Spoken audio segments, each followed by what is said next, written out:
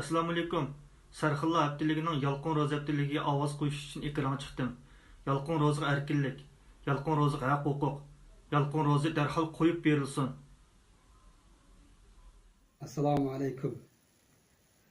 Bugün ben sarxillarimizni hatırlaş yani obzorçumuz Yalqin Ro'za haftasını destekleş için mikro video çekip oturttular.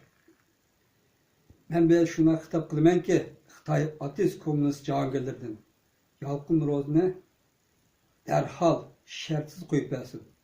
Yalqin Ro'zaga erkinlik. Yalqin Ro'zaga erkinlik. Yalqin Ro'ziya özgürlük. Freedom for Yalqin Ro'zi. Assalomu alaykum. Doğu Turkiston'daki barlık qarındaşlarımga guvohlik beramanki, cümleden Yalqin Ro'za efendimni shartsiz Cumhur hukumati faşistlarınki lagerdan shartsiz qo'yib berishini talab qilaman. Assalamu alaikum, hürmetli görürmenler.